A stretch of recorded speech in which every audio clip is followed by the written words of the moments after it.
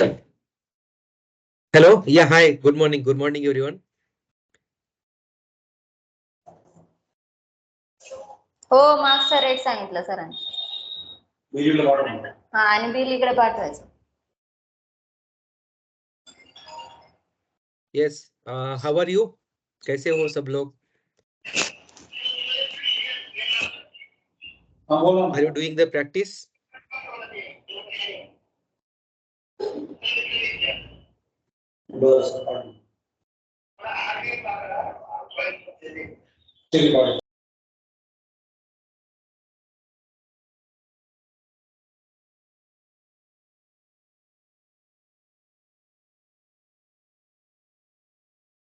Okay. Everyone is there? कोई join करके छोड़ तो नहीं गया?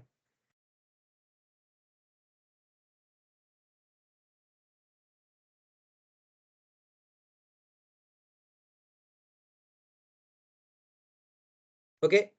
So we will start today's session.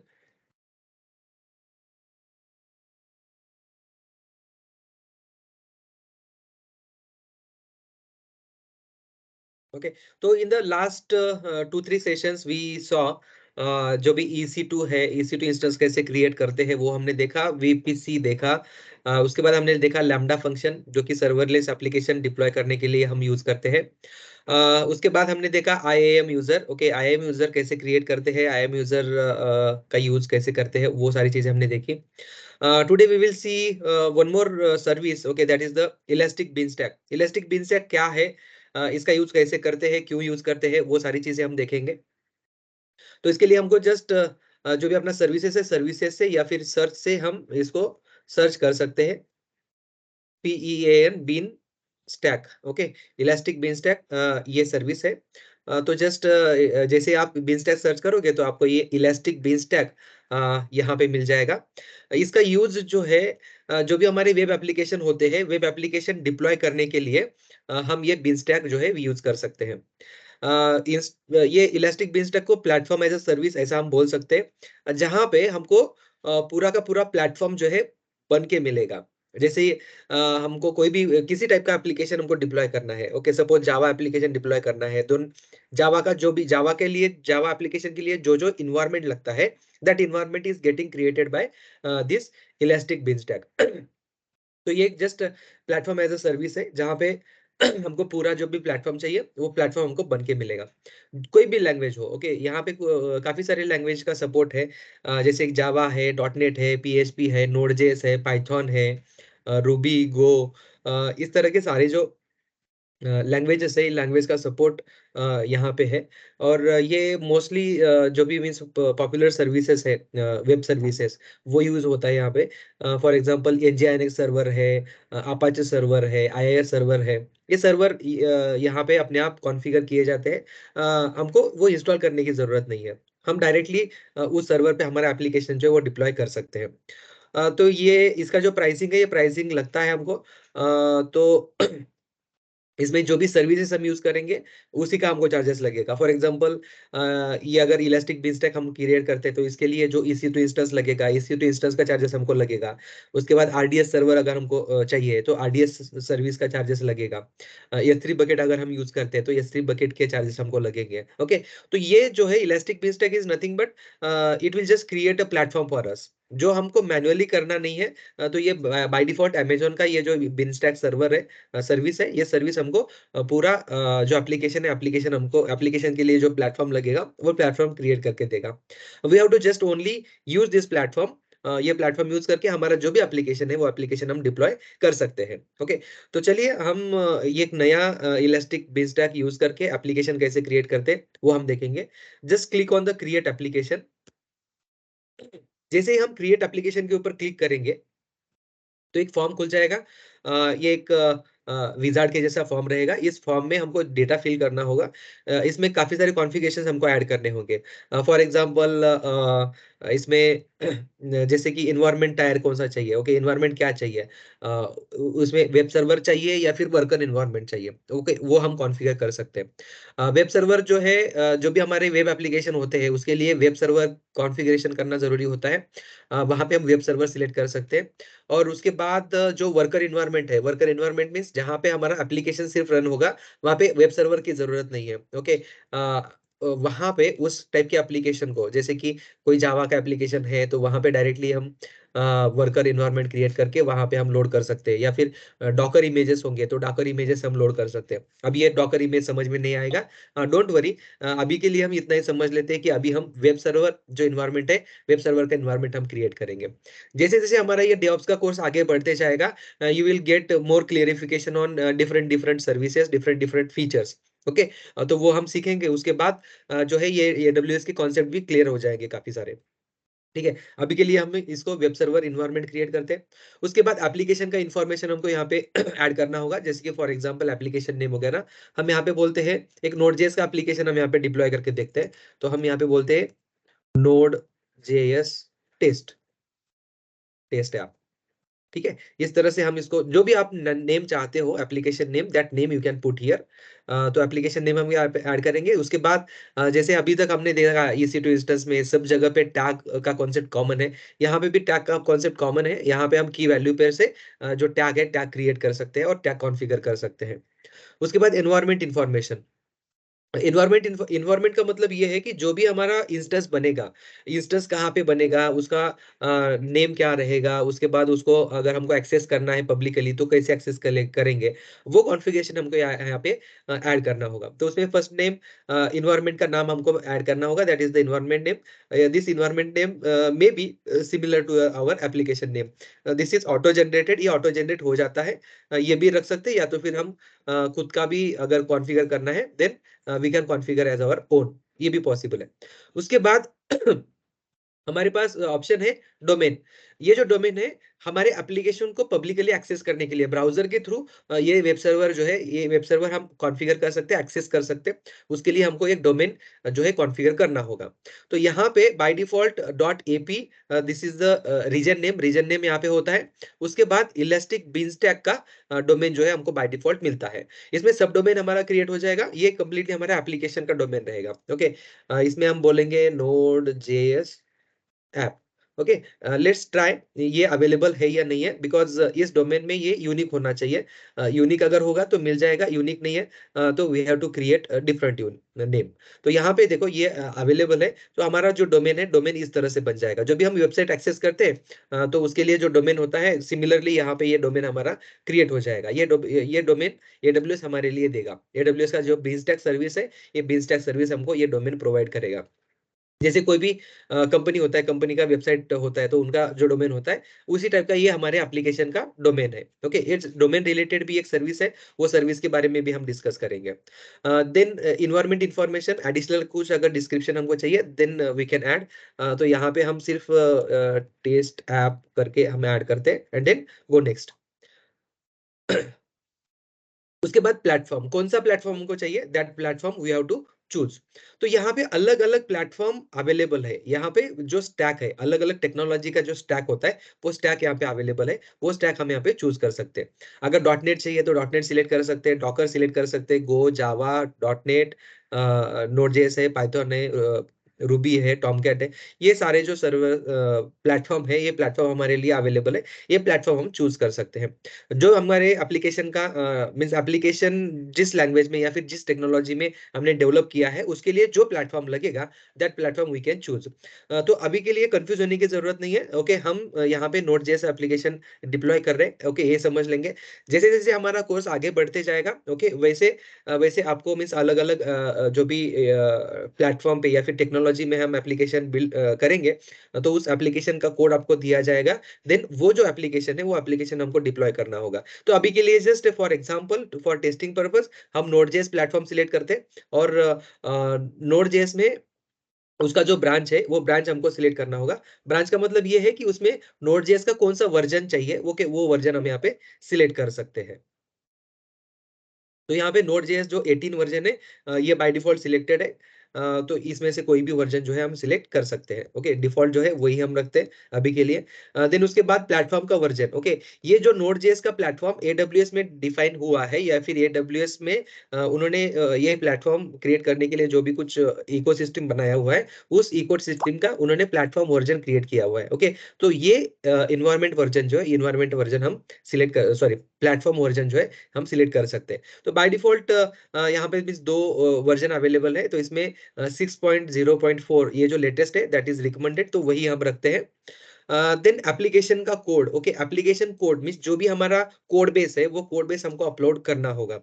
तो इसके लिए एक जस्ट कोई भी हमारा, अगर हमारे पास अगर कोड बेस है तो वो कोड बेस हम चूज कर सकते हैं, या तो फिर हम यहाँ पे ऑप्शन है सैंपल एप्लीकेशन, सैंपल एप्लीकेशन भी डिप्लॉय कर सकते हैं। ओके, अगर हमारे पास कोड बेस है तो we can upload our own code base, S3 bucket में हम अपलोड कर सकते हैं, या तो फिर हमारे फाइल से, हमारे फोल्डर से भी, सॉरी, हमारे लोकल मशीन से भी हम इसको अपलोड कर सकते हैं। ओके, इसके लिए हमारे पास ऑप्शन है।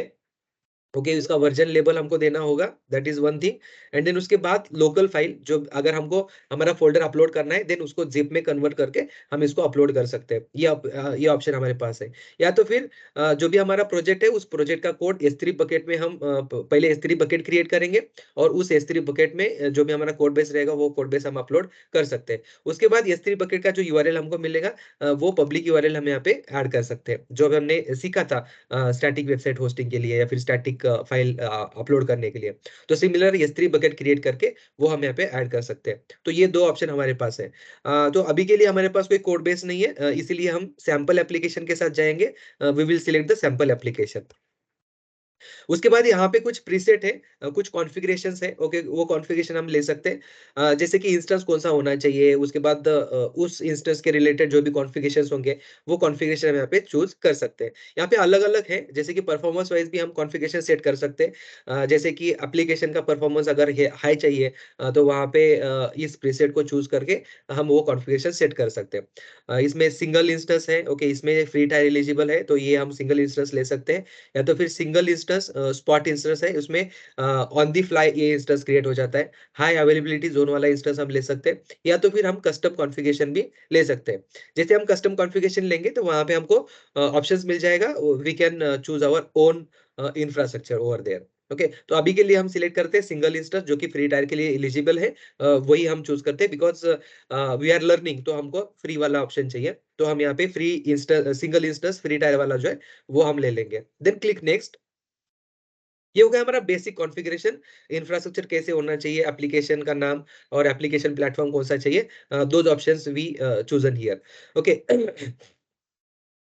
उसके बाद हमको एक सर्विस यूजर क्रिएट करना होगा। ओके, अभी जो सर्विस यूजर होता है, सर्विस रोल हमको क्रिएट करना होगा। रोल का मतलब ये है कि जो भी रिसोर्सेस है, ये हमारा एप्लीकेशन है, तो इस एप्लीकेशन से AWS के जो जो रिसोर्सेस हम यूज करेंगे उसके लिए हमको एक रोल लगेगा। जैसे हमने IAM यूजर में यूजर क्रिएट किया था, सिमिलरली यहाँ पे एक रोल हम क्रिएट कर सकते हैं और उस रोल को स्पेसिफिक परमिशन दे सकते हैं। जैसे कि इसमें EC2 इंस्टेंस क्रिएट करना है, RDS क्रिएट करना है, या फिर जो भी कुछ कॉन्फ़िगरेशन करना है, अलग-अलग रिसोर्सेज हमको यूज करने हैं, तो उसके लिए हम यहाँ पे एक तो नया रोल क्रिएट कर सकते हैं, या तो फिर एग्जिस्टिंग अगर रोल हमारे पास है तो एग्जिस्टिंग रोल भी हम सिलेक्ट कर सकते हैं। तो अभी के लिए हम यहाँ पे जो भी यहाँ पे हम सिलेक्ट करेंगे कि create new role and new service role, create and use new service role, because हमारे पास ऑलरेडी रोल नहीं है, तो हम नया रोल क्रिएट करेंगे। तो यहाँ पे इलास्टिक बीनस्टैक सर्विस रोल यहाँ पे आ जाता है, और इस सर्विस के लिए, इलास्टिक बीनस्टैक के लिए जो जो सर्विस, जो जो परमिशंस लगेंगे वो परमिशंस अपने आप वहाँ पे ऐड किया जाता है। ओके, तो यहाँ पे इस सर्विस का रोल जो है, रोल नेम हम थोड़ा सा चेंज करेंगे। इसको हम बोलते हैं DevOps, okay, elastic beanstalk service role, इस तरह से। तो ये आइडेंटिफाई होने के लिए हमने इस यहाँ पे सिर्फ ये DevOps ऐड कर दिया। ओके, और इस सर्विस रोल में, या फिर ये जो भी सर्विस रोल मींस ये सिस्टम यूजर है, जस्ट लाइक। ओके, इस सिस्टम यूजर को कौन से परमिशन चाहिए या फिर परमिशन है वो हम यहाँ पे देख भी सकते हैं। ओके, कौन से परमिशन है, ये परमिशन अलग अलग, जैसे कि इलास्टिक क्लाउड लोड बैलेंसिंग है, उसके बाद EC2 इंस्टेंस है, EC2 इंस्टेंस को वो क्रिएट कर सकते हैं, पूरा एक्सेस EC2 इंस्टेंस का है। ओके, SQS है, ऑटो स्केलिंग मींस ये पूरा EC2 इंस्टेंस के रिलेटेड जो भी सर्विसेज है उसका परमिशन यहाँ पे दिया हुआ हुआ है। ओके, तो इस तरह से इसको हम देख भी सकते हैं और इसको कॉन्फ़िगर कर सकते हैं। उसके बाद की पेयर। ओके, ये जो भी इंस्टेंस बनेगा उस इंस्टेंस को हमको लोकल में एक्सेस करने के लिए, ओके, फिर से अगर मैनुअल कुछ कॉन्फ़िगरेशन करना है या फिर इसमें कुछ लॉग्स वगैरह देखने हैं तो उसको उसके लिए हमको इस इंस्टेंस को कनेक्ट करना होगा। तो इसके लिए हम ये सिलेक्ट कर सकते हैं कि उसका जो भी की पेयर है वो की पेयर सिलेक्ट कर सकते हैं फॉर कनेक्टिविटी। ओके, उसके बाद ईसी टू इंस्टेंस प्रोफाइल। अगर हमारे पास कोई प्रोफाइल है तो वो प्रोफाइल हम सिलेक्ट कर सकते हैं, जैसे कि जो यूजर रोल है, ओके, यूजर जो हमने क्रिएट किया था तो वो यूजर हम यहाँ पे सिलेक्ट कर सकते हैं। तो इसमें ईसी टू फुल एक्सेस जो है, ये फुल रोल जो है यहाँ पे ये हम इसको अप्लाई कर देते हैं, बिकॉज इसमें ईसी टू इंस्टेंसेस जो है, ईसी टू इंस्टेंस का परमिशन उस यूजर को चाहिए। ओके, वो हम यहाँ पे प्रोफाइल सिलेक्ट करेंगे। ये IAM यूजर में जो यूजर क्रिएट किया था वो यूजर हम यहाँ पे सिलेक्ट करते हैं। ओके, उसके बाद हम क्लिक करेंगे नेक्स्ट। तो ये सर्विस एक्सेस में ये जो हमारा एप्लीकेशन हम बनाएंगे बीनस्टैक में, ये बीनस्टैक का एप्लीकेशन बाकी जो भी रिसोर्सेस है वो रिसोर्सेस किस तरह से एक्सेस करना चाहिए वो परमिशन हम यहाँ पे सिलेक्ट कर सकते हैं। Okay, then click next.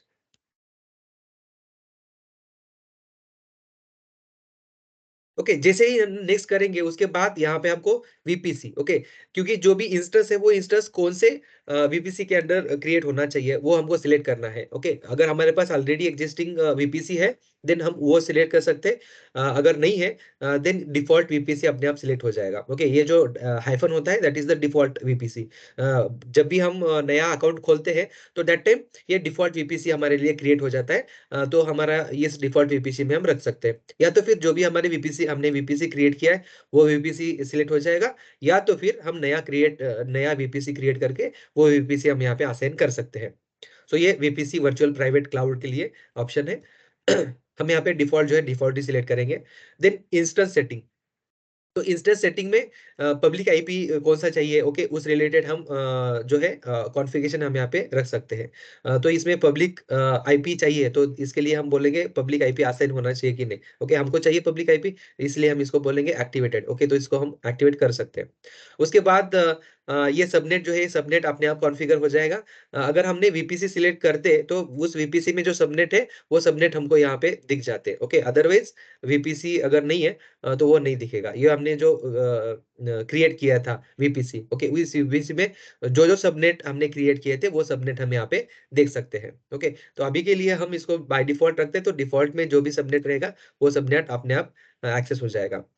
उसके बाद जो भी हमारा ये एप्लीकेशन रहेगा इस एप्लीकेशन के थ्रू कोई डेटाबेस की एक्सेस हमको चाहिए तो we can create database also. अगर डेटाबेस का एक्सेस नहीं चाहिए तो हम इसको डिसेबल रख सकते हैं। अगर डेटाबेस चाहिए तो वी कैन क्रिएट डेटाबेस, या फिर एग्जिस्टिंग जो भी हमारा डेटाबेस रहेगा वो हम सिलेक्ट कर सकते हैं। तो इसके लिए हम इसको इनेबल डेटाबेस कर सकते हैं।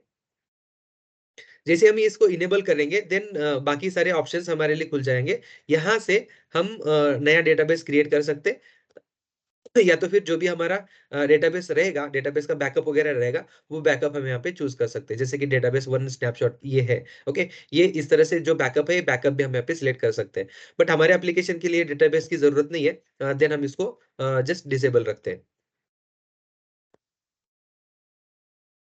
जो हमने आरडीएस क्रिएट किया था, ओके, सेम आरडीएस यहाँ पे ऑन द फ्लाई बन जाएगा।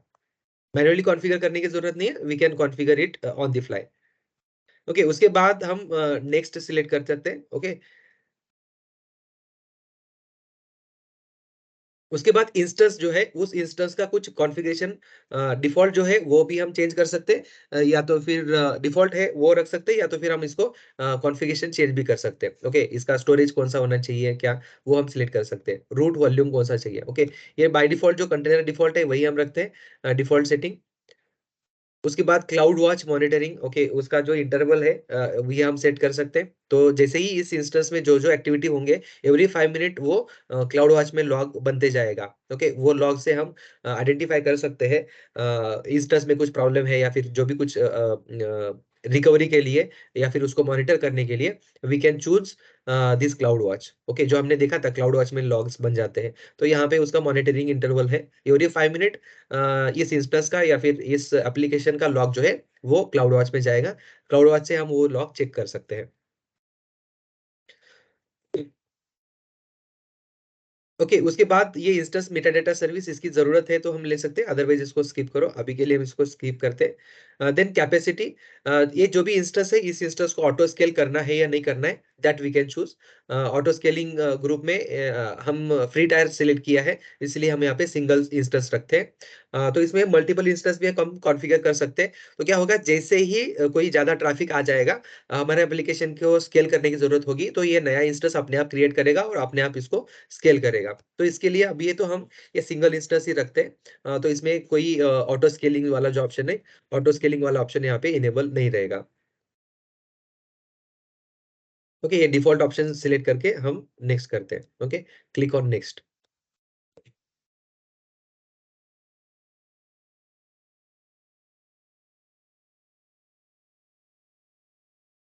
ओके, उसके बाद ये जो मॉनिटरिंग है, क्लाउड वॉच वाला जो हमने सिलेक्ट किया था, ये जो भी अपना इंस्टेंस रहेगा, उस इंस्टेंस का जो भी डेटा रहेगा, ओके, कंटिन्यूअसली, तो ये कंटिन्यूअस डेटा क्लाउड वॉच में सेंड करेगा। ओके, उसके लिए ये ऑप्शंस है, कौन सा इंस्टेंस चाहिए। ये डिफॉल्ट जो है, ये बेसिक हम सिलेक्ट कर सकते हैं। बेसिक में जो जो है वो डिफॉल्ट वहाँ पे लॉग जो है क्लाउड वॉच में ऐड होते जाएंगे। ओके, इसको अगर हमको कॉन्फ़िगर खुद से करना है तो खुद से भी हम कॉन्फ़िगर कर सकते हैं।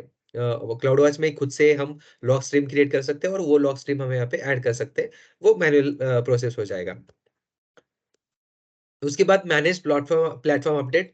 प्लेटफॉर्म में प्लेटफॉर्म का वर्जन अगर अपडेट होता है या फिर कोई नए अपडेट्स आते हैं, तो वो अपने आप अपडेट होना चाहिए। वो कॉन्फ़िगरेशन हम यहाँ पे ऐड कर सकते हैं। ओके, जैसे कि अपडेट कब होना चाहिए, वीकली होना चाहिए, कौन से टाइम पे होना चाहिए, दैट वी कैन कॉन्फ़िगर। और कौन से अपडेट बाय डिफॉल्ट होने चाहिए, ओके, वो हम यहाँ पे मेंशन कर सकते हैं। उसका जो वर्जन रहेगा, वो अगर पैच रहेगा तो पैच होना चाहिए, या फिर पैच और माइनर वो दोनों कर सकते हैं। ये हम अपडेट जो है ये हम यहाँ पे कर सकते हैं। ओके, और इंस्टेंस रिप्लेसमेंट की चाहिए, इंस्टेंस रिप्लेसमेंट करेंगे तो हमारा जो भी डेटा रहेगा, डेटा लॉस होने के चांसेस होते हैं। इसीलिए ये इंस्टेंस रिप्लेसमेंट ऑप्शन जो है हम इसमें सिलेक्ट नहीं करेंगे। बाय डिफॉल्ट सिर्फ जो अपडेट रहेंगे network related, sorry, platform related, वही अपडेट्स जो है यहाँ पे आ जाएंगे, बाकी हमको नहीं चाहिए। वो कॉन्फ़िगर हम कर सकते हैं। उसके बाद कोई सिस्टम रिलेटेड नोटिफिकेशन हमको चाहिए, तो यहाँ वो नोटिफिकेशन हम किसी मेल आईडी को कॉन्फ़िगर कर सकते हैं। ओके, तो यहाँ पे मैं मेरा मेल आईडी यहाँ पे मेंशन करता हूँ।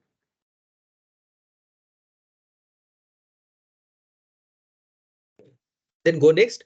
उसके बाद यहाँ पे rolling updates and deployments. Okay, तो यहाँ पे एग्जैक्टली क्या होता है, अगर हमारा application at the time deployment अगर फेल हो जाता है या फिर कुछ इशू आ जाता है, ओके, उस टाइम पे क्या होना चाहिए, that configuration we can do here. Okay, अगर ये अपना बिजटेक सर्विस क्रिएट होते टाइम कुछ इशू आया, तो उस इशू के टाइम पे क्या होना चाहिए, that we can choose here. Okay, तो डिप्लॉयमेंट कैसा होना चाहिए, that we can configure. Deployment policy क्या है, ओके, यहाँ पे by default all at once, तो एक बार सारा डिप्लॉयमेंट हो जाएगा। बैच टाइप परसेंटेज या फिर फिक्स, वो हम यहाँ पे रख सकते हैं।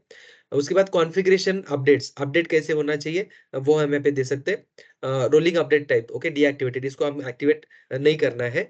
ओके, डिफॉल्ट जो प्रीवियस स्टेप में जो हमने सिलेक्ट किया था उसके बेसिस पे ये रोलिंग अपडेट जो है ये वहाँ पे हो जाता है। तो डिप्लॉयमेंट जो है, डिप्लॉयमेंट के अलग अलग फीचर्स हम यहाँ पे मेंशन कर सकते हैं। ये जो है डिफॉल्ट ऑप्शन है, इसको सिलेक्ट करके हम आगे बढ़ सकते हैं। देन उसके बाद प्लेटफॉर्म सॉफ्टवेयर। ओके, प्लेटफॉर्म जब भी इंस्टॉल होगा, कॉन्फ़िगर होगा। ओके, जैसे कि नोड.जेएस का एप्लीकेशन है, तो उसमें दो जो वेब सर्वर है, वेब सर्वर कौन सा चाहिए, ओके, वो कॉन्फ़िगर हम यहाँ पे कर सकते हैं। तो इसमें कंटेनर ऑप्शंस है, प्रॉक्सी सर्वर कौन सा चाहिए वो हम यहाँ पे ले सकते हैं। This is basically web server. Okay, हमारा नोड.जेएस का एप्लीकेशन जो है वो इस प्रॉक्सी सर्वर के पीछे हमारा काम करेगा। ओके, सो जो भी वेब सर्वर है, वेब सर्वर हमारा nginx या फिर अपाचे हम ले सकते हैं। बाय डिफॉल्ट nginx सपोर्टेड है, सिलेक्टेड है, तो हम nginx यहाँ पे सपोर्ट सिलेक्ट रख सकते हैं। जो वेब सर्वर हमको चाहिए, okay, based on that web server we can configure. तो nginx इज अ फास्टर और काफी पॉपुलर सर्वर है। ओके, वो ज्यादा से ज्यादा यूज होता है, वो हम चूज कर सकते हैं। उसके बाद अमेजोन एक्सरे, इसमें अमेजोन के जो भी सर्विसेज है, सर्विस रिलेटेड लॉग जो है वो लॉग हम उसको ट्रेस कर पाते हैं, कर सकते हैं। इसीलिए ये अमेजोन का सर्विस जो है हम एक्टिवेट कर सकते हैं। ओके, तो इसमें अमेजोन का एक डेमोन है और दूसरा जो है S3 लॉग स्टोरेज है, ये हम इसमें एक्टिवेट कर सकते हैं। ओके, बट ये चार्जेबल सर्विस होता है, जब भी हम इसको एक्टिवेट करेंगे तो ये चार्जेस लेना शुरू कर देगा। ओके, तो इसीलिए हम इसको एक्टिवेट नहीं करते, बाय डिफॉल्ट इसको डीएक्टिवेटेड डिफॉल्ट वर्जन पे छोड़ के हम नेक्स्ट इसमें क्रिएट कर सकते हैं। अगर इन्वायरमेंट वेरिएबल हमारे एप्लीकेशन के लिए चाहिए तो इन्वायरमेंट वेरिएबल जो है हम यहाँ से ऐड कर सकते हैं। ओके, कभी कभी डेटाबेस का कॉन्फ़िगरेशन हुआ या फिर कोई स्पेसिफिक इंफॉर्मेशन जो है हमारे एप्लीकेशन में चाहिए, जैसे हमने लैम्डा फंक्शन में लिया था, राइट, इन्वायरमेंट वेरिएबल, तो वो जो इन्वायरमेंट वेरिएबल है वो हम यहाँ पे इस एप्लीकेशन के लिए क्रिएट करके रख सकते हैं। ये इन्वायरमेंट वेरिएबल हमारे एप्लीकेशन में यूज हो जाएंगे। तो अभी हमको इन्वायरमेंट वेरिएबल नहीं चाहिए, इसलिए हम इसको इग्नोर करते हैं and then click next.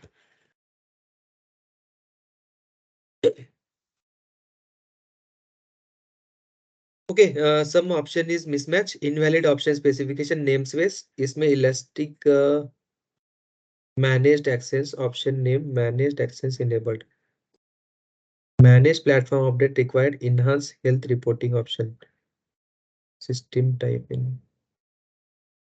Okay, तो इसमें इशू आ चुका है।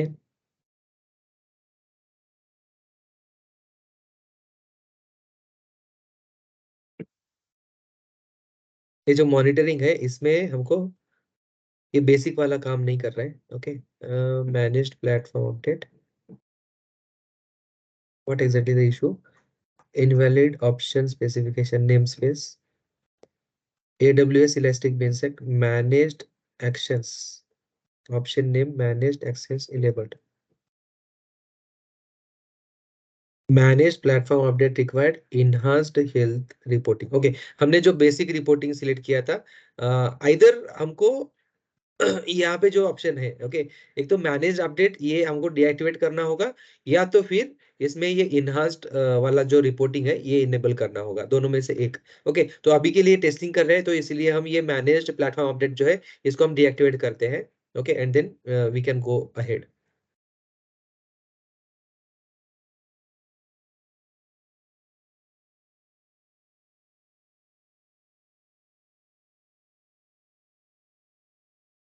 ओके, एक फाइनल रिव्यू के लिए आएगा। ओके, यहाँ पे हमारा जो भी इन्वायरमेंट कॉन्फ़िगरेशन है, देन सर्विस का कॉन्फ़िगरेशन है, ये सारी चीजें हम देख सकते हैं। इसमें अगर कोई हमको लगता है कि कोई चीज मिसिंग है, दैट वी कैन कॉन्फ़िगर, और जैसे ये कॉन्फ़िगर हो जाएगा then we can submit this. Once we submit तो पूरा इन्वायरमेंट जो है, इन्वायरमेंट हमारे लिए क्रिएट हो जाएगा, एप्लीकेशन का पूरा इन्वायरमेंट बन जाएगा। It will take some time, थोड़ा टाइम इसको लग सकता है, बिकॉज ये बैकग्राउंड में इंस्टेंस इसका क्रिएट करेगा, और जो जो सर्विसेज हमने सिलेक्ट करी है वो सारे सर्विसेज या फिर जो भी सिस्टम का रोल है, ये सारी चीजें इसमें बैकग्राउंड में कॉन्फ़िगर हो जाएंगी। Once it is done, then ये जो डोमेन है, इस डोमेन पे हमारा जो एप्लीकेशन है, एप्लीकेशन हम इसको एक्सेस कर सकते हैं। ओके, तो थोड़ा वेट करते हैं, we will wait some time. Okay, till that time ये एप्लीकेशन जो एप्लीकेशन क्रिएट हो जाएगा।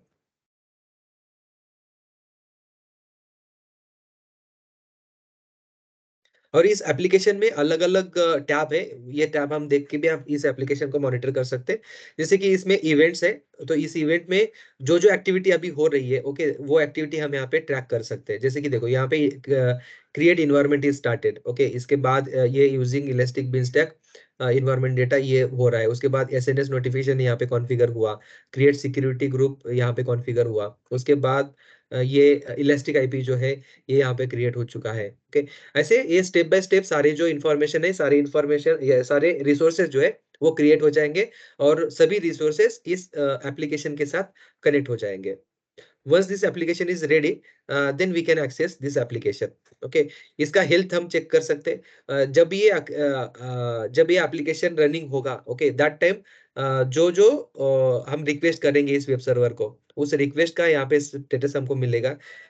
200 मीन्स जो भी 200 रिस्पॉन्सेज रहेंगे उसका हम काउंट देख सकते हैं। उसके बाद कोई एरर है तो उसके लॉग्स भी हम यहाँ पे चेक कर सकते हैं, ओवरऑल हेल्थ हम चेक कर सकते हैं।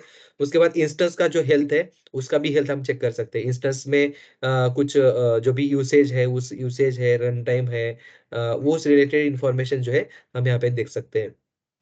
उसके बाद हमने जो लॉग सिलेक्ट किया है, जो भी क्लाउड वॉच के लॉग रहेंगे, क्लाउड वॉच के लॉग हम यहाँ पे रियल टाइम देख सकते हैं। ओके, और यहाँ से उस लॉग का जो भी स्ट्रीम रहेगा, उसको स्ट्रीम को क्लिक करेंगे, then we can access whole log. Okay, उसमें जो भी सिस्टम रिलेटेड जनरेटेड लॉग रहेंगे, वो सारे लॉग हम यहाँ पे देख सकते हैं। देन मॉनिटरिंग है, मॉनिटरिंग में जो भी हमारा इंस्टेंस रहेगा, उस इंस्टेंस का पूरा मॉनिटर हम यहाँ पे कर सकते हैं। सर्विस मैट्रिक्स जो जो है वो हम यहाँ पे चेक कर सकते हैं। EC2 इंस्टेंस है या फिर जो भी सर्विसेज रहेंगे, वो सारे सर्विसेज का कंसोलिडेटेड यहाँ पे हम मॉनिटरिंग कर सकते हैं। ओके, जैसे कि बाय डिफॉल्ट देखो यहाँ पे EC2 इंस्टेंस का CPU, रैम, मेमोरी, वो जो है वो सारी चीजें हम यहाँ पे देख सकते हैं। उसके बाद अलार्म, अगर क्लाउड वॉच में या फिर हम कोई एक अलार्म सेट कर सकते हैं। स्पेसिफिक यूसेज अगर ज्यादा हो रहा है या फिर कोई एरर बार बार आ रहा है, तो उस टाइम पे हम यहाँ पे अलार्म क्रिएट कर सकते हैं। जिससे क्या होगा, ये अलार्म क्रिएट करने के बाद जिस जिस यूजर को हमने इस अलार्म के अंदर रखा था, उन यूजर को नोटिफाई हो जाएगा। ओके, ये नोटिफिकेशन हम इधर मेल के थ्रू भेज सकते हैं या फिर SMS के थ्रू या फिर पुश नोटिफिकेशन के थ्रू ये नोटिफिकेशन जो है हम भेज सकते हैं। ओके, ये अलार्म कैसे क्रिएट करना है, that we will see later. Managed update, okay, ये मैनेज अपडेट अभी हमने डिसेबल कर दिया है, तो इसमें जितने बार अपडेट हुआ है हमारा इन्वायरमेंट या फिर पूरा प्लेटफॉर्म, वो डिटेल्स हम यहाँ पे देख सकते हैं। बट अभी हमने डिसेबल करके रखा हुआ है, तो इसमें हमको कोई नोटिफिकेशन नहीं आएगा। ओके, बट जब भी हम ये सेटअप इनेबल करके रखेंगे, तो जैसे जैसे कोई भी हमारा अपडेट रहेगा, वो अपडेट रिलेटेड पूरी इंफॉर्मेशन, पूरी हिस्ट्री हम यहाँ पे चेक कर सकते हैं। And then this is tag, जो भी मैंने कस्टम अगर टैग हमने ऐड किया है, तो वो कस्टम टैग हम यहाँ पे देख सकते हैं। ओके, बाय डिफॉल्ट जब भी हमने एप्लीकेशन क्रिएट किया था, तो उस रिलेटेड कुछ की पेयर जो है ऑलरेडी यहाँ पे क्रिएट हुए हैं, तो वो हम देख सकते हैं। ओके, जैसे कि नेम बाय डिफॉल्ट आता है, उसके बाद ये दो जो टैग है, ये दो टैग व्हाइल क्रिएशन ये क्रिएट हुआ है। Okay, then we will just wait okay for some time, तो ये अपडेट हमको यहाँ पे मिलते जाएंगे। ओके, सिर्फ अभी इलास्टिक आईपी जो है क्रिएट हुआ है, बाकी इंफॉर्मेशन अभी अपडेट हो रही है।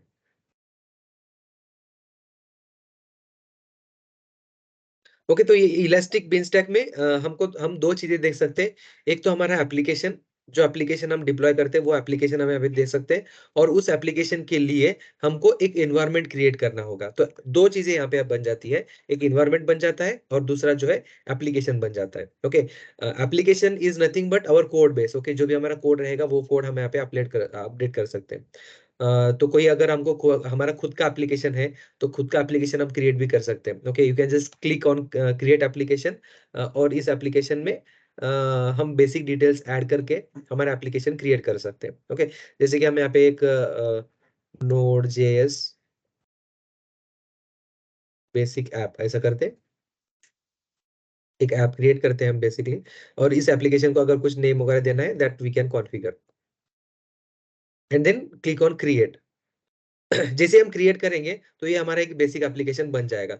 बट सिर्फ यही एप्लीकेशन डायरेक्टली रन नहीं होगा, इस एप्लीकेशन को रन करने के लिए we need a environment. Okay, तो एनवायरनमेंट हमको सेटअप करना होगा। जैसे अभी हमने एक नया एनवायरनमेंट एप्लीकेशन के साथ क्रिएट किया था, वैसे एक नया एनवायरनमेंट हम मैनुअली यहाँ से भी हम क्रिएट कर सकते हैं। Okay, click on create environment, तो जो जो फीचर्स हमने देखे थे, वो सारे फीचर जो है हम यहाँ पे देख सकते हैं। एग्जिस्टिंग एप्लीकेशन के अंदर, एप्लीकेशन के लिए हमने ये एनवायरनमेंट क्रिएट किया, इसलिए ये एप्लीकेशन बाय डिफॉल्ट यहाँ पे सिलेक्टेड आता है। Okay, otherwise application on the fly भी हम क्रिएट कर सकते हैं। तो अभी जो हमने क्रिएट किया था, that is application with environment. Okay, environment के साथ साथ हम एप्लीकेशन भी क्रिएट कर सकते हैं, that is depend on our requirement. हमारे रिक्वायरमेंट कैसे है, उसके हिसाब से हम कर सकते हैं। और ये जो एप्लीकेशन है, इस एप्लीकेशन में कुछ ऑप्शंस है। ओके, जैसे कि इसमें इन्वायरमेंट क्रिएट कर सकते हैं। उसके बाद इसके जो भी एप्लीकेशन के वर्जन्स है, वो वर्जन्स हम देख सकते हैं। इस एप्लीकेशन को डिलीट कर सकते हैं, और इसका जो इन्वायरमेंट रहेगा, वो इन्वायरमेंट भी हम डिलीट कर सकते हैं या फिर टर्मिनेट कर सकते हैं। ओके, ये ऑप्शंस हमको यहाँ पे मिल जाएंगे। तो बैकग्राउंड में काफी सारे जो भी रिसोर्सेज है, वो रिसोर्सेज यहाँ पे बन जाएंगे अपने आप। ओके, हमारे एप्लीकेशन के लिए, हमारे इन्वायरमेंट के लिए।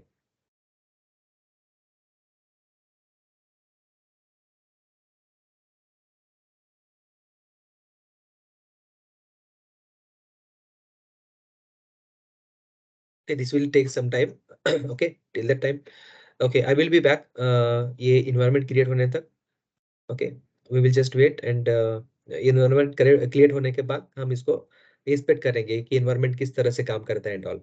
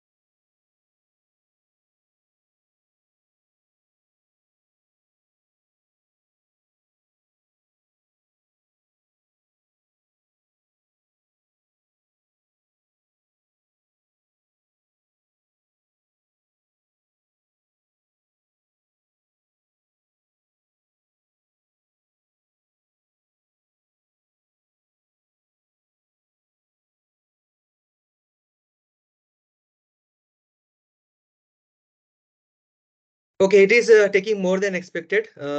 ओके, इसको मीन्स बाद में देखते हैं हम। Okay, you can just try this, और अगर कुछ इशू आता है then we can discuss on this. Okay, तो अभी हम दूसरा और एक सर्विस है that we will discuss on that service, that is the route 53। अभी ये जो राउट 53 है एग्जैक्टली क्या है इसके बारे में हम डिस्कस करेंगे। तो route 53 is a DNS management service. Okay, इसमें हम we can create a DNS, और डीएनएस के थ्रू जो भी रिक्वेस्ट आएंगे उसका हम ट्रैफिक मैनेज वगैरह कर सकते हैं। डीएनएस मैनेजर क्या होता है इसके बारे में हम थोड़ा सा डिस्कस करेंगे। ओके, फर्स्ट ऑफ ऑल ये डीएनएस होता क्या है, जैसे कि हमारा एक पीसी होता है, this is our PC. Okay, sorry, क्या हुआ?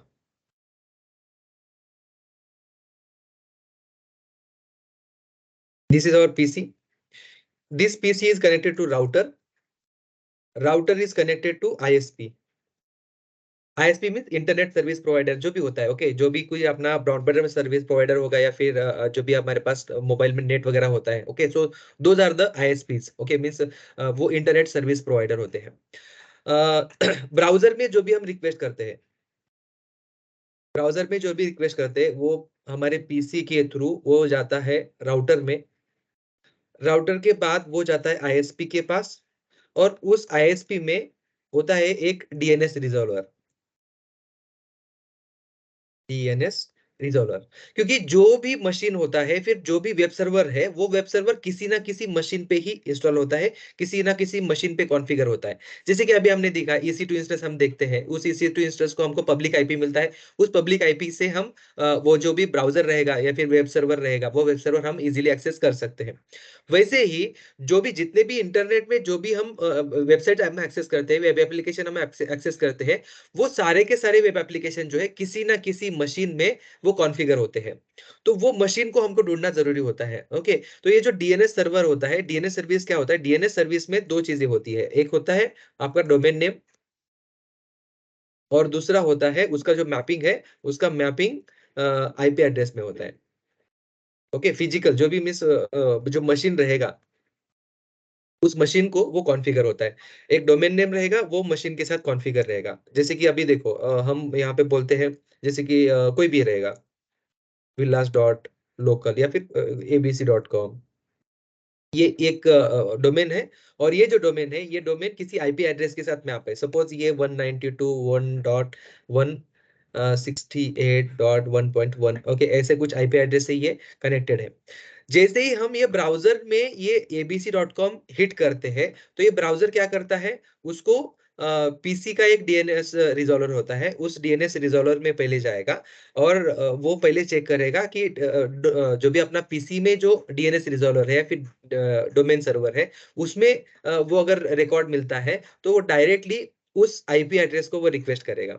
अगर वो लोकल पीसी में अगर वो नहीं मिलता है, देन क्या करेगा कि ये जो लोकल डीएनएस सर्वर रहेगा हमारे मशीन में, ये उसको राउट कर देता है, मीन्स आगे पास करता है अपना जो राउटर रहेगा। ओके, वाईफाई राउटर है या फिर लैंड राउटर है, नेटवर्क राउटर, जो भी कुछ रहता है, वहां पे वो आगे फॉरवर्ड किया जाता है, जहां से हमारा इंटरनेट कनेक्शन कनेक्ट किया है।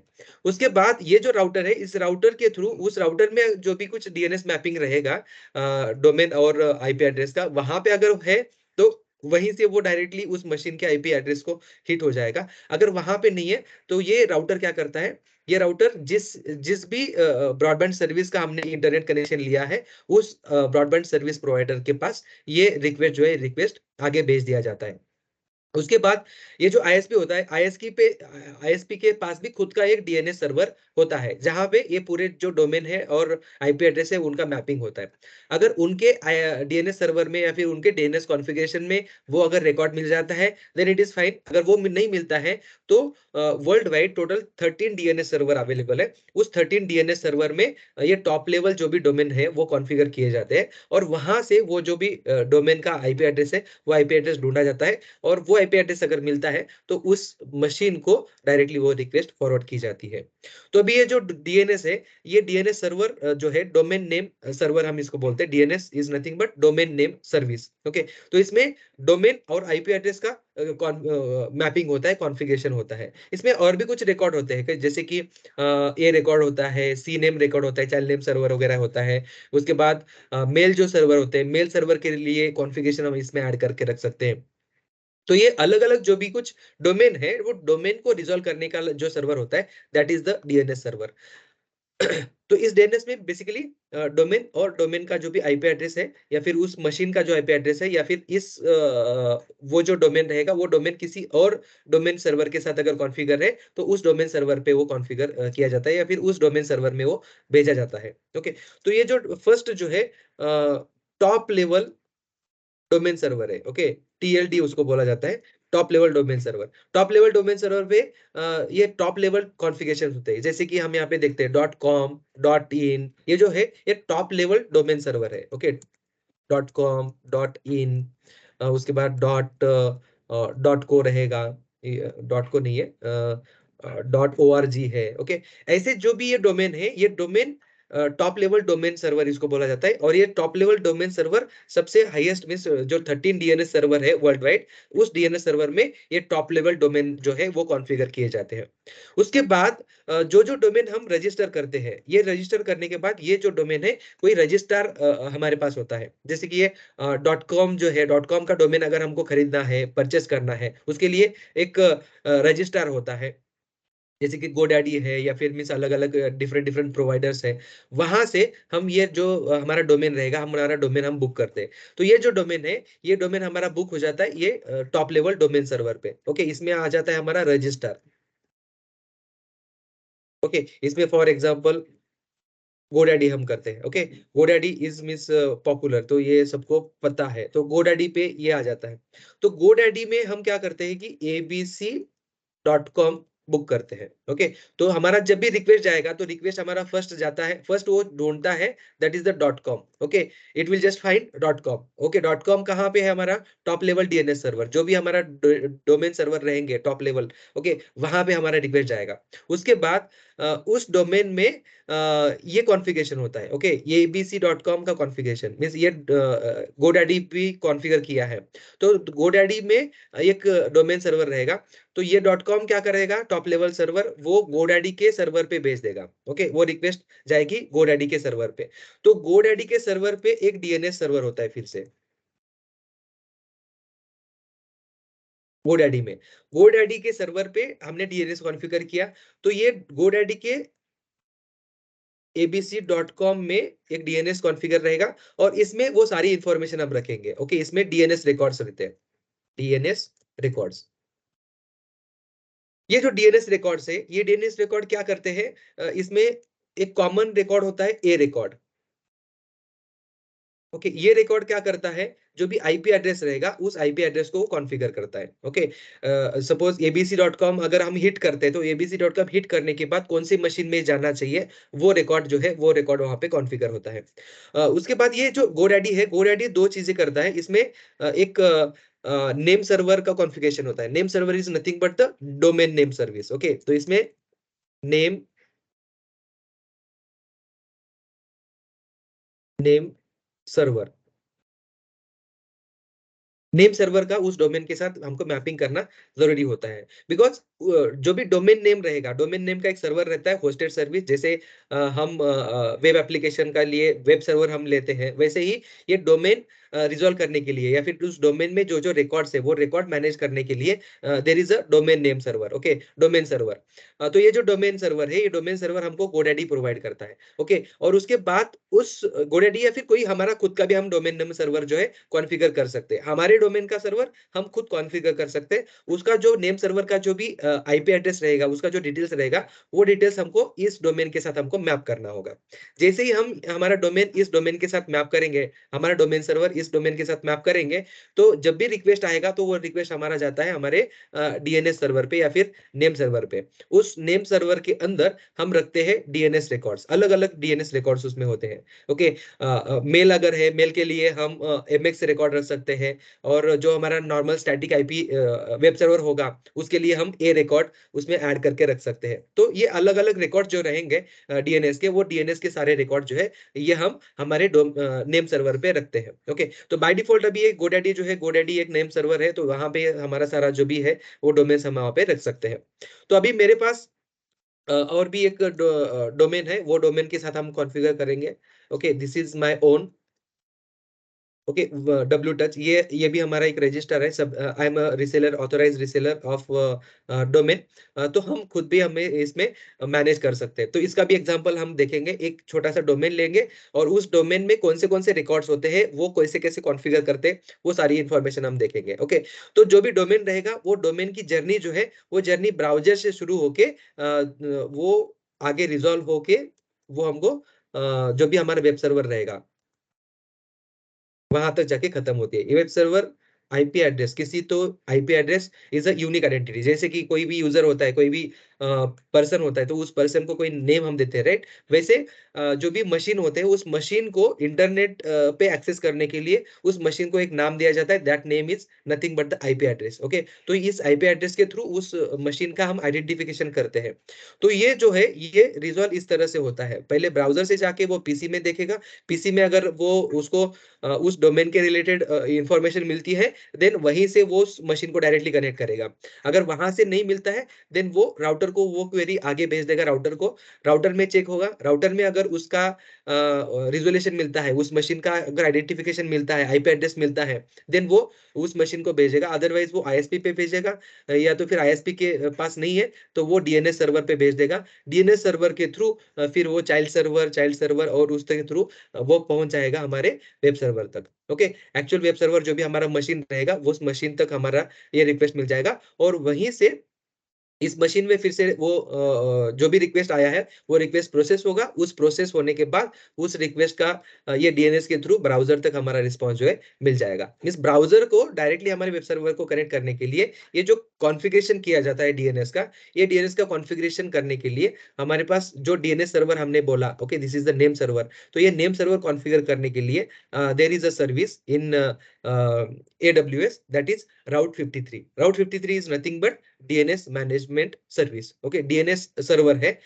इस सर्वर पे हम जो भी कुछ, जब भी हम एक नया कोई डीएनएस रूट क्रिएट करेंगे, तो उस टाइम पे ये हमको एक सर्वर प्रोवाइड करेगा। ये सर्वर हमारे डोमेन के साथ हमको इसको मैप करना है। जैसे हम इसको मैप करेंगे, मैप करने के बाद जो भी रिक्वेस्ट हमारे डोमेन के लिए आएगी, और उस डोमेन में जो जो हम रिकॉर्ड्स ऐड करेंगे, वो वहां पे उस मशीन में हम इसको भेज सकते हैं। ओके, तो यहाँ पे वी कैन क्रिएट, यहाँ पे मिस ये राउट 53 में 4 सर्विसेज है। एक है डीएनएस मैनेजमेंट, दूसरा है ट्रैफिक मैनेजमेंट। जो भी हमारे डोमेन पे ट्रैफिक आ रहा है, उस ट्रैफिक का हम मैनेजमेंट कर सकते हैं, और उसमें कुछ एडिशनल कॉन्फ़िगरेशन भी ऐड कर सकते हैं। Okay, that is the traffic management.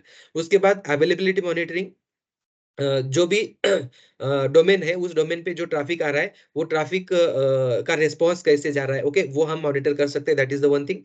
उसके बाद डोमेन रजिस्ट्रेशन। अगर हमको खुद का नया डोमेन रजिस्टर करना है, तो AWS is a registrar also. तो AWS के थ्रू भी हम हमारा डोमेन जो है परचेस कर सकते हैं, डोमेन बुक कर सकते हैं। ओके, उसके लिए हम यहाँ पे ये राउट 53 का सर्विस यूज करके यहाँ पे हम डोमेन भी बुक कर सकते हैं। या फिर हमारे पास ऑलरेडी डोमेन कहीं किसी और प्रोवाइडर से हमने लिया है, उसको हम राउट 53 के साथ कॉन्फ़िगर भी कर सकते हैं। ओके, उसके लिए हमको ये होस्टेड जोन में जाना होगा। There is option hosted zone, और यहाँ पे हम एक नया जोन क्रिएट कर सकते हैं। Okay, you can just click on the create zone. तो यहाँ पे हमारा डीएनएस सर्वर जो है, डीएनएस सर्वर हम क्रिएट कर सकते हैं। डीएनएस सर्वर हमको पूरा कॉन्फ़िगर करने की जरूरत नहीं है। जो AWS है, AWS हमको ये मैनेज्ड डीएनएस सर्वर जो है हमको प्रोवाइड करता है। यहाँ पे सिर्फ हम हमारा जोन क्रिएट करते हैं। जैसे हम जोन क्रिएट करते हैं, zone is nothing but the server. Okay, ये अमेजोन का एक मैनेज सर्वर है। उस सर्वर पे हम हमारा खुद का एक छोटा जो सर्वर है, या फिर हमारा जो कॉन्फ़िगरेशन है, हम कर सकते हैं। ओके, उसके लिए हम यहाँ पे बोलते हैं क्रिएट होस्टेड जोन। ओके, उसके बाद अभी मेरे पास जो डोमेन है, वो domain, okay, first we will delete this.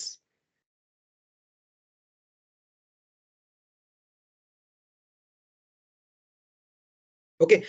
मेरे पास एक डोमेन था, वो जो डोमेन मैंने बुक किया था, that domain is here. Okay, अपना गुरु डॉट इन। ये अपना गुरु डॉट इन जो है, ये मैंने जो मैनेज किया है, that is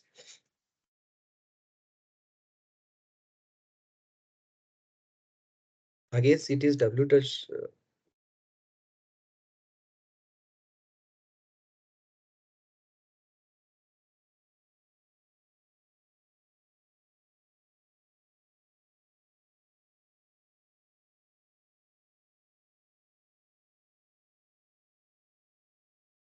okay, this is W touch dot in.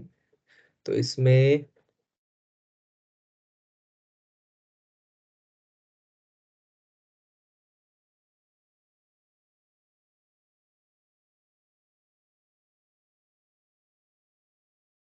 अपना गुरु डॉट इन। ओके, तो यहाँ पे ये डोमेन है, आई गेस नहीं, ये मैनेज, ठीक है। तो this is the registrar, we are authorize reseller of domain. तो यहाँ पे ये डोमेन हमने बुक किया है, तो ये डोमेन हम देखते हैं।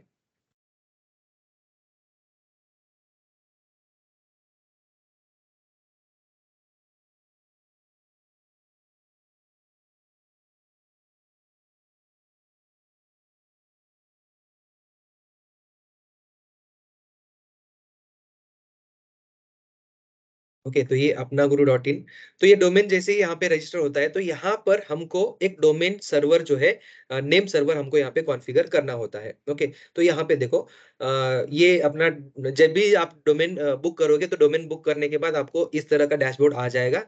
गोडैडी पे करते हैं तो गोडैडी पे अलग सा डैशबोर्ड आ जाएगा, बट वहां पे एक कॉमन कॉन्सेप्ट होती है, that is the name server. Okay, so this is the name servers.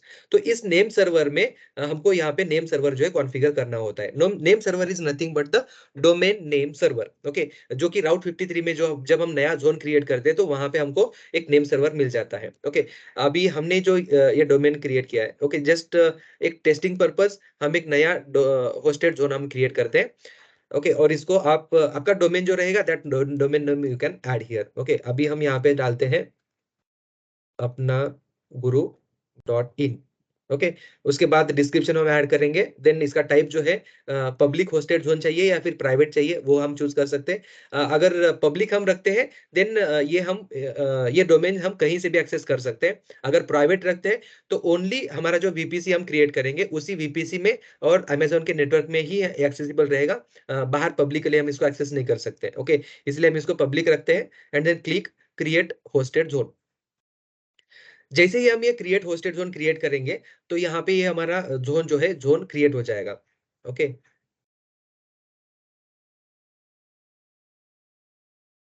ये देखो, ये अपना होस्टेड जोन जो है, ये क्रिएट हो जाएगा, अपना गुरु dot in. Okay, this is the public. उसके बाद ये जैसे हम ओपन करेंगे, ओपन करने के बाद आपको दो चीजें यहाँ पे मिल जाएंगी बाय डिफॉल्ट। इस डोमेन में रिकॉर्ड्स मिल जाएंगे। First record is NS. NS is nothing but the name server. उसके बाद एसओ, ये एक रिकॉर्ड हमको मिल जाएगा। ये दो रिकॉर्ड हमको बाय डिफॉल्ट मिल जाते हैं। This is the default domain name details. Okay, domain name server का डिटेल्स। उसके बाद ये जो भी यहाँ पे ये डोमेन नेम सर्वर का जो भी ट्रैफिक है, ओके, दिस इज द, ये एड्रेस हमको मिल जाता है।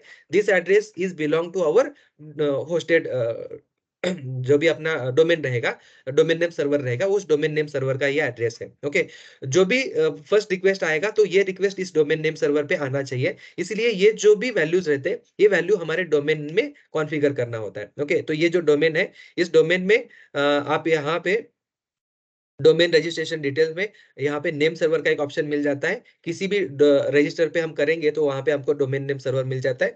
You can just click on the name server, और यहाँ पे जो भी हमको जब ये हम जोन क्रिएट करते हैं, जोन क्रिएट करने के बाद यहाँ पे ये एनएस रिकॉर्ड में ये जो रिकॉर्ड्स मिलेंगे, ये रिकॉर्ड हमको डोमेन नेम सर्वर में कॉन्फ़िगर करना होगा। ओके, जो स्टेप मैंने यहाँ पे आपको बताया था, दिस स्टेप इज दस।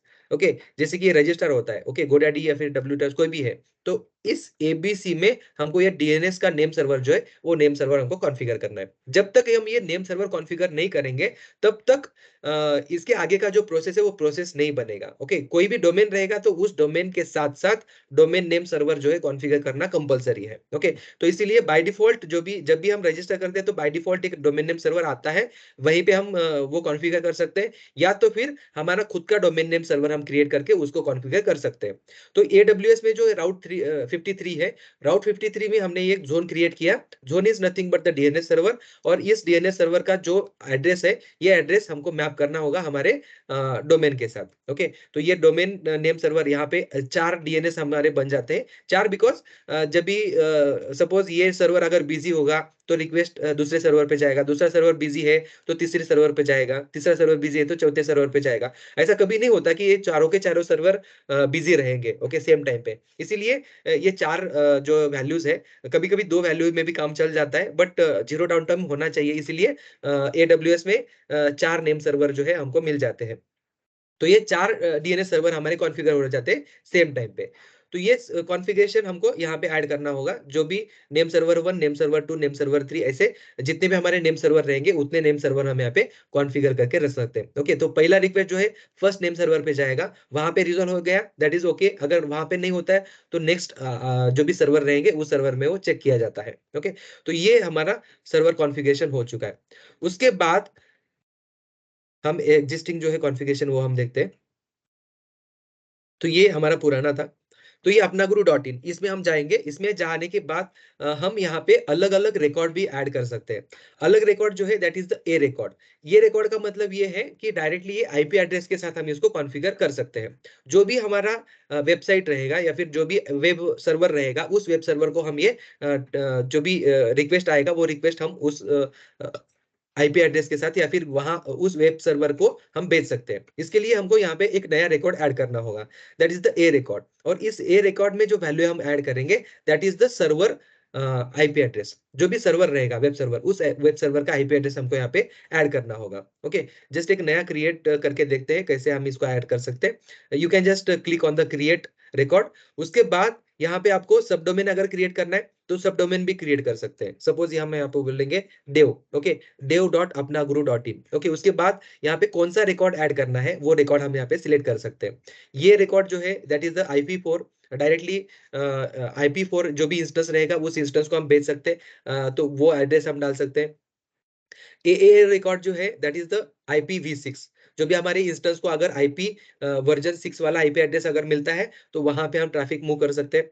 Child name server, this is child name server means यहाँ से किसी और नेम सर्वर को अगर हमको रिक्वेस्ट भेजनी है तो वो नेम सर्वर हम यहाँ पे ऐड कर सकते हैं। MX record, this is for male exchange server. जो भी मेल सर्वर होते हैं तो मेल सर्वर के लिए डाल सकते हैं।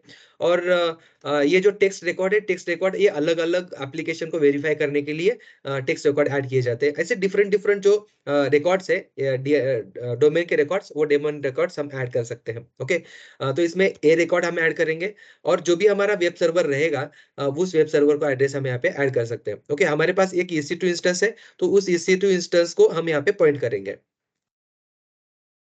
जो हमने फर्स्ट डे हमने क्रिएट किया था EC2 इंस्टेंस, तो वो EC2 इंस्टेंस हम सर्च करेंगे और उसका आईपी एड्रेस हम इस डोमेन के साथ ऐड करेंगे। EC2 हम सिलेक्ट करेंगे, और इस EC2 में जो हमने EC2 इंस्टेंस क्रिएट किया था, ओके, और वहां पे हमने AJNX सर्वर इंस्टेंस हमने क्रिएट किया था, राइट, वेब सर्वर कॉन्फ़िगर किया था, उस इंस्टेंस को हम कनेक्ट करेंगे। तो ये जो है इंस्टेंस हम इसको टर्मिनेट करता हूँ फर्स्ट, बिकॉज ये बिलिंग हमको देगा। ओके, तो बिलिंग अवॉइड करने के लिए वी कैन आइदर स्टॉप और इसको इस इंस्टेंस को हम टर्मिनेट कर सकते हैं। तो ये जो अपना फुल स्टैक डेवऑप्स VM हमने जो क्रिएट किया था, इसका जो आईपी एड्रेस है, इसका आईपी एड्रेस हमको ढूंढना होगा। तो this is the public IP, और हम फर्स्ट इसको रन करके देखते हैं कि ये पब्लिक आईपी के क्या रन हो रहा है। ओके, जैसे हम रन करते हैं देखो ये वेलकम टू NGINX सर्वर, ये डिफॉल्ट पेज यहाँ पे खुल रहा है। ओके, तो ये वेब सर्वर हमारे इंस्टेंस में कॉन्फ़िगर है। तो अभी ये जो आईपी एड्रेस है, ये IP address it is hard to memorize, right. तो इसीलिए हम इस आईपी एड्रेस को डोमेन के साथ हम मैप करते हैं। डोमेन के साथ मैप करने के लिए we have to create the domain name that is dev.apnaguru.in, ये हमने किया, या फिर हम इसको डेवऑप्स करते हैं। Okay, devops.apnaguru.in। और जो अपना आईपी एड्रेस है, जिस आईपी एड्रेस पे हमारा वेब सर्वर रनिंग है, वो आईपी एड्रेस हम कॉपी कर लेते हैं। Okay, so this is the IP address, इसको हमने कॉपी किया एंड देन ये जो वैल्यू है, इस वैल्यू में हम आईपी एड्रेस ये मेंशन कर सकते हैं। ओके, उसके बाद ये टाइम टू लाइव मींस कितने टाइम तक ये आईपी एड्रेस का कॉन्फ़िगरेशन कैशे में होना चाहिए, दैट वी कैन कॉन्फ़िगर। तो ये कम भी रख सकते हैं, ज्यादा भी रख सकते हैं, that is depend on our requirement. इसको बाय डिफॉल्ट 300 होता है, that we can keep and उसको हम क्रिएट रिकॉर्ड के ऊपर क्लिक कर सकते हैं। जैसे हम ये क्रिएट रिकॉर्ड करेंगे तो क्या होगा, यहाँ पे एक नया रिकॉर्ड ऐड हो जाएगा। देखो यहाँ पे ये अपना गुरु डॉट इन ये एक रिकॉर्ड है, उसके बाद ये डेवऑप्स अभी जो हमने ऐड किया, ये रिकॉर्ड यहाँ पे ऐड हो गया। और इसका जो ए रिकॉर्ड है, ये this is pointing to the जो भी हमने आईपी एड्रेस डाला है हमारे मशीन का, जहां पे हमने वेब सर्वर हमारा कॉन्फ़िगर किया है, वहां पे रिक्वेस्ट जाएगा। ओके, तो अभी ये वर्क कर रहा है कि नहीं कर रहा है, ये टेस्टिंग के लिए हमारे पास एक कमांड है, that command we can use. Just एक नॉर्मल अपना कमांड लाइन खोल लो, स्टार्ट करके cmd। ओके, ये कमांड प्रॉम्प्ट हमारा खुल जाएगा। कमांड प्रॉम्प्ट में आप एक कमांड चला सकते हो। Okay, ns lookup, ns lookup। उसके बाद ये जो ये डोमेन जो रहेगा, वो डोमेन हमको ऐड करना है। ओके, डोमेन टाइप करना है और उसके बाद एंटर कर सकते हैं, devops डॉट अपना गुरु dot in. Okay, so this is our domain. तो ये डोमेन रिजॉल्व करने का जो काम है, यहाँ पे चेक किया जाता है, ये इस डोमेन पे कौन सा आईपी एड्रेस कॉन्फ़िगर किया है, ये हम डिटेल्स चेक कर सकते हैं। ओके, जैसे ही हम यहाँ पे हिट करते हैं, देन यहाँ पे आप देख सकते हो कि ये जो आईपी एड्रेस है, वो आईपी एड्रेस यहाँ पे रिजॉल्व हो चुका है, 3.110.102.195। ओके, तो ये जो आईपी एड्रेस है, ये आईपी एड्रेस इस डोमेन सर्वर में हमने जो कॉन्फ़िगर किया है, वो आईपी एड्रेस रिजॉल्व हो रहा है। ओके, इसका मतलब क्या है कि जो भी हमारा डोमेन है, डोमेन हमने प्रॉपर कॉन्फ़िगर किया है विद द हेल्प ऑफ राउट 53। जैसे ही हम ये devops.apnaguru.in ब्राउजर में चलाएंगे, उसके बाद क्या होगा, ये रिजॉल्व करेगा उस डोमेन को, और डोमेन को रिजॉल्व होने के बाद जिस सर्वर पे हमारा वेब सर्वर कॉन्फ़िगर किया है, उस सर्वर पे वो हिट करेगा और उस सर्वर पे ये चल जाएगा। Now you can see a welcome to HGINX। Okay, जो हमारा वेब सर्वर था, उस वेब सर्वर पे रिक्वेस्ट अभी हमारे जा रही है। तो ये डोमेन जो है, डोमेन कॉन्फ़िगर करने के लिए ये प्रोसेस है, दिस इज द प्रोसेस, और this process is nothing but the DNS server management. Okay, और ये डीएनएस सर्विस मैनेज करने के लिए हमारे पास राउट 53 का सर्विस है। राउट 53 सर्विस यूज करके हम ये डोमेन जो है, डोमेन कॉन्फ़िगर कर सकते हैं। डोमेन वेब सर्वर के साथ कॉन्फ़िगर कर सकते हैं, नेम सर्वर अपना मेल सर्वर है तो मेल सर्वर के साथ कॉन्फ़िगर कर सकते हैं, और बाकी कुछ भी अगर सर्वर है हमारे, उस सर्वर के साथ हम कॉन्फ़िगर कर सकते हैं। उसके लिए राउट 53 ये सर्वर है, सर्विस है। The route 53 is a DNS service, DNS managed DNS service, okay, which provide through the AWS. I hope it is clear. तो आज के लिए हम अभी यहीं पे रुकते हैं। आपके जो कोई क्वेश्चंस रहेंगे, we can okay, I will try to resolve your queries.